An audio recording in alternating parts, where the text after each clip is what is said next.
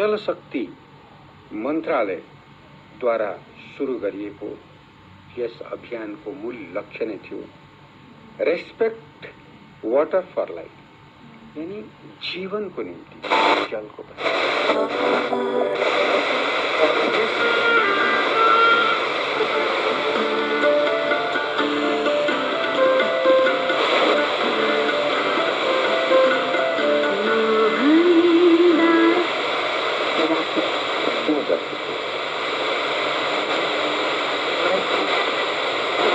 ধরা পড়েছিল তার লেখায় কিন্তু এগুলি এসেছে।